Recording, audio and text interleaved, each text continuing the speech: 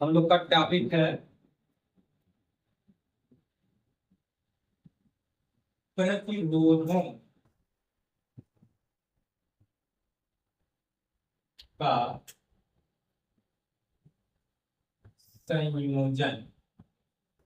संयोजन मतलब जोड़ना। प्रतिरोधों का संयोजन मतलब प्रतिरोधों को कैसे जोड़ा जा सकता है। तो प्रतिरोधों को जोड़ने के दो रीतियां हैं, मतलब दो प्रकार से जोड़ सकते हैं। नंबर एक, श्रेणी क्रम में, और दूसरा समांतर क्रम में, या इसी को हम लोग कहते हैं बासठ क्रम में। तो हम लोग पहला वाला देखेंगे, कौन सा? श्रेणी क्रम। श्रेणी क्रम होता क्या है? श्रेणी क्रम में ये होता है कि एक प्रतिरोध का पहले प्रतिरोध का दूसरा सिरा दूसरे प्रतिरोध के पहले सिरे से जुड़ा रहेगा, फिर दूसरे प्रतिरोध का दूसरा सिरा तीसरे के पहले से जुड़ा रहेगा, ऐसे ही आगे होता रहेगा। ठीक है, वैसे ये आपका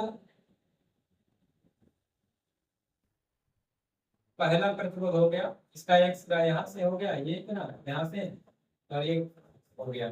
ठीक है, यहीं से पूरा यहाँ से, तो ये इसका दूसरा सिरा हो गया। अब यहाँ दूसरा जोड़ देंगे, दूसरा वाला दूसरे का एक सिरा जोड़ देंगे, यहाँ से ये तीसरा वाला हो गया।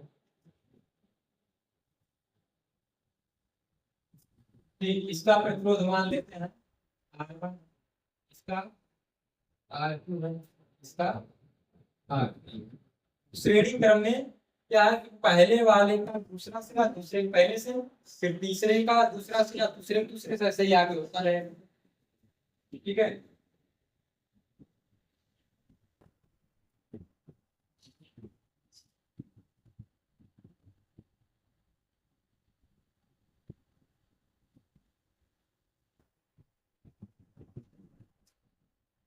अब यहाँ इस पेट्रोल के सिरों पर हम लोग कुंजी, क्या है कुंजी, इसकी सहायता से हम लोग यहाँ जोड़ दिए बैटरी। इस बैटरी का विभव मान लेते हैं, ये प्लस है, ये माइनस। तो बड़ी छोटी दर्शा जाती है प्लस होता है, तो छोटी वो माइनस। तो धारा निकलती है प्लस से, तो ये धारा इसमें बहेगी आई, फिर यहाँ भी धारा आ जाएगी आई। अब इसके सिरों का विभवांतर मान लेते हैं V1, इसके सिरों का विभवांतर V2, और इसके सिरे का V3।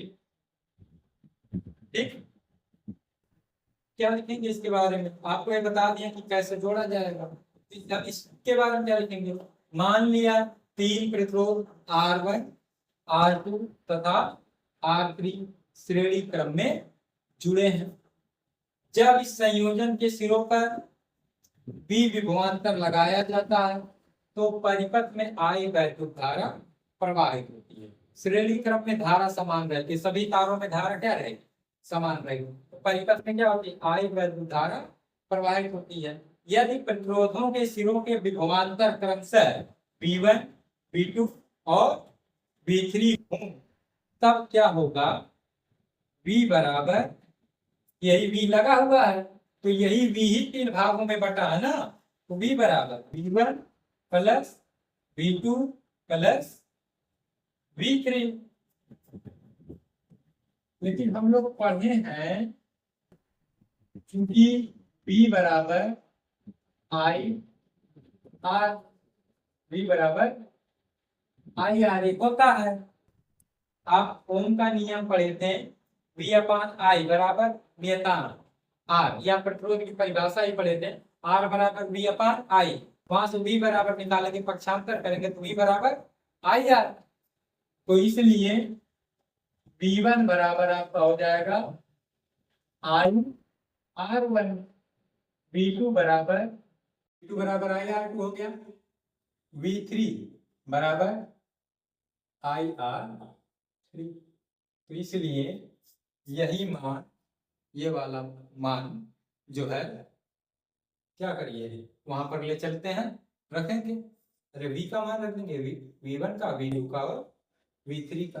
तो क्या हो जाएगा, इसलिए आई आर बराबर I R one plus I R two plus I R three. ठीक है, आई आर बराबर I R one plus I R two plus I R three.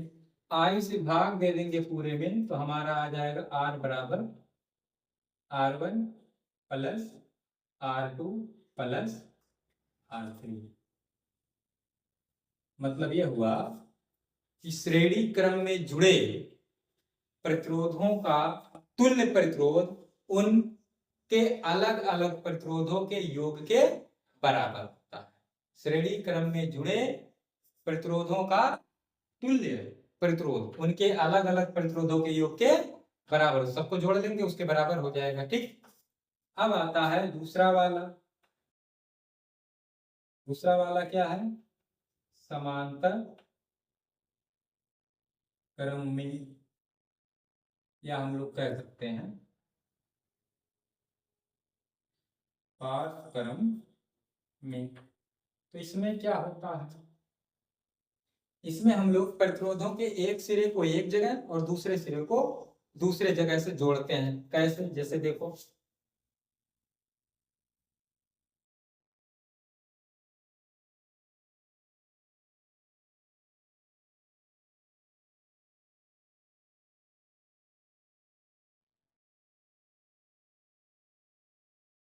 कुछ इस प्रकार से जुड़ेगा।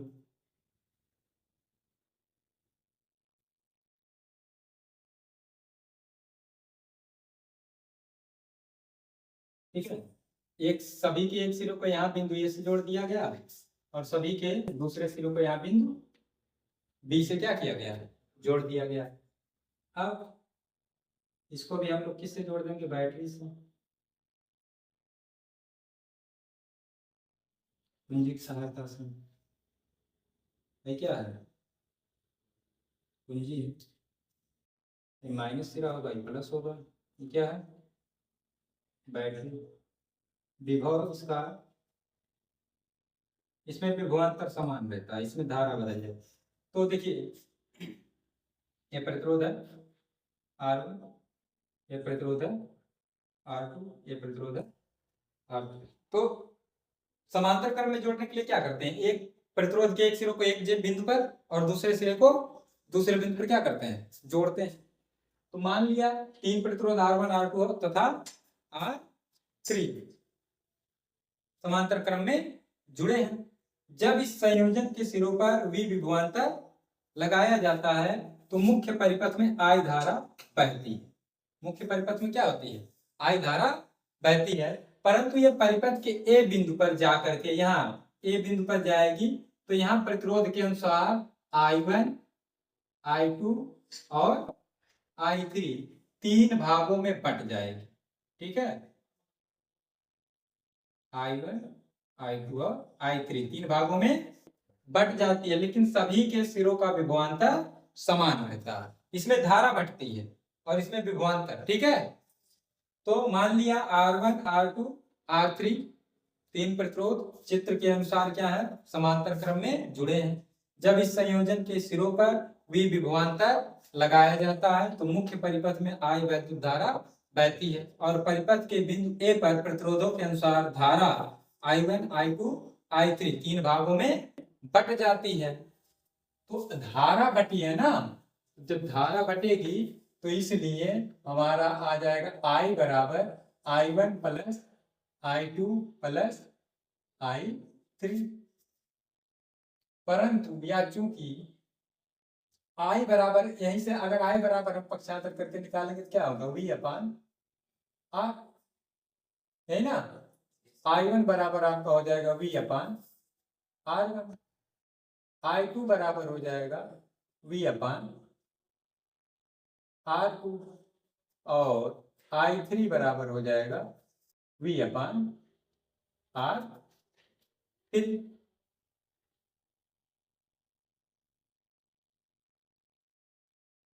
तो अब यही मान क्या करना हमको रख देना है। यहाँ I की जगह क्या रखेंगे V अपान R बराबर I1 की जगह पे V अपान R1, I2 जगह पे V अपान R2 और I3 जगह पे V अपान R3। तो देखिए V से पूरे में भाग दे दीजिए तो आपका क्या आ जाएगा 1/R बराबर 1/R1